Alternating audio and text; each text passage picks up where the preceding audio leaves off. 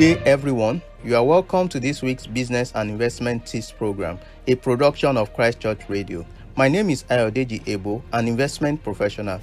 This week, the focus is on the outcome of the CBN's Monetary Policy Committee meeting. The Central Bank of Nigeria's MPC held its second meeting of the year last week, Monday, March 21, 2022, to discuss recent global and domestic developments. The MPC is the utmost policy-making committee of the CBN and is composed of an 11-man committee, including the CBN governor. The MPC meeting holds bi-monthly, with 4 more meetings to come this year.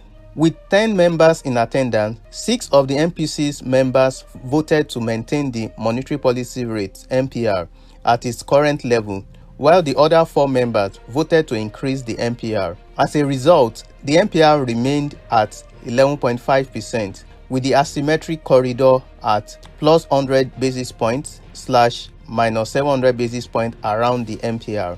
The cash reserve ratio, CRR, at 27.5% and liquidity ratio, LR, at 30% were all retained. The MPC has held rates constant in the last 16 out of 18 meetings. What is most noteworthy about this meeting is the gradual shift in some of the members' stance to raise the MPR.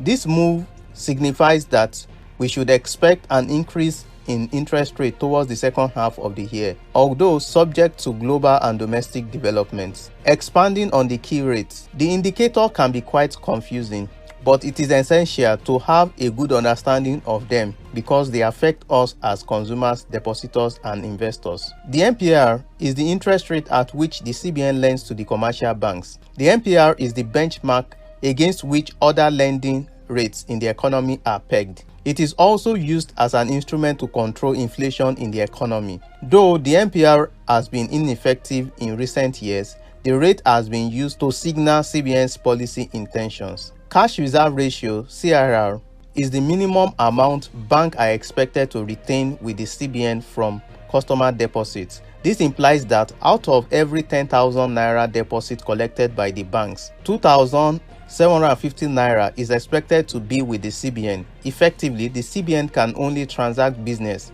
and earn income with only 7,250 naira out of the 10,000 naira. When the CBN wants to encourage more activity by the banks, the institution reduces the CRR. Liquidity ratio is the ratio of a bank's liquid assets, cash and government securities, to its liabilities, mainly deposits. This is to ensure that banks are able to meet their short-term obligation, that is, the ability to pay back depositors' money when requested. The corridor around the MPR reflects both the standard deposit rate, SDR, the rate banks receive for keeping their money with the CBN, and the standard lending rate, which is the rate at which the CBN lends to the banks. When the SDR and SLR are equal, we say the corridor is symmetric, and we say it is asymmetric when they are not equal. The SDR is currently minus 700 basis points or minus 7% around the MPR, which means that the rate at which banks place funds with the CBN is 4.5%, but daily deposits are currently capped at 2 billion naira. This means that any excess fund placed by the banks with the CBN will not attract interest. The standing levy facility rate of 12.5% is the rate at which banks borrow from the CBN. What were the major considerations of the CBN? These were the major considerations that determined the MPC's decisions on key policy rates. 1. High cost of petroleum and other products. The MPC noted that the sharp rise in petroleum product prices due to the recent Russia-Ukraine war is causing inflationary pressures. The committee noted that the proposed takeoff of the Dangote refinery should boost the supply of petroleum products in Nigeria in the medium term. Imported petroleum products accounted for about 35% of total FX demand in 2021 and 27% of imports in Q4 2021.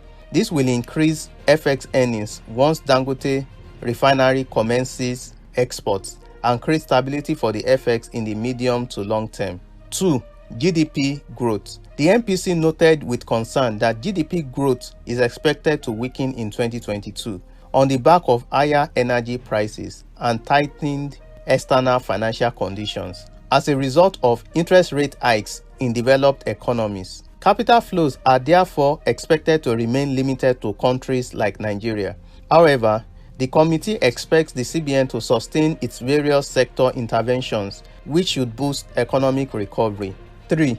Inflation rates. The committee acknowledged the marginal rise in inflation to 15.7% in February from 15.6% in January, attributing this to the scarcity and high prices of energy products like PMS, diesel, and jet fuel. It also noted that the decline in food inflation could be linked to the favorable harvest season. Despite the commencement of the planting season, which could cause food scarcity, the MPC expects that the federal government's high level of strategic grain reserves would moderate food prices. We feel the impact of the high base effect continues to dampen inflation figures, giving the MPC comfort that inflation would remain at tolerable levels. 4. External reserves. The committee highlighted the unprecedented rate of oil theft and its detrimental impact on oil sales earnings. In addition, it stressed the negative impact of government revenue and the external reserves position.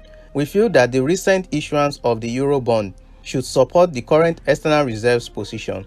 However, the CBN's continuous intervention in the FX market in the face of the present FX liquidity constraint will continue to put downward pressure on external reserves and may necessitate an adjustment in the exchange rate at the official market. The next MPC meeting will hold on the 24th and 25th of May, and we believe the MPC will keep its policy rates constant to support economic recovery, despite the shift in sentiment towards a policy rate hike among committee members. The MPC would continue to manage domestic liquidity to reduce inflationary pressures and use other policy tools to guide interest rates in the fixed income market. Thank you for listening.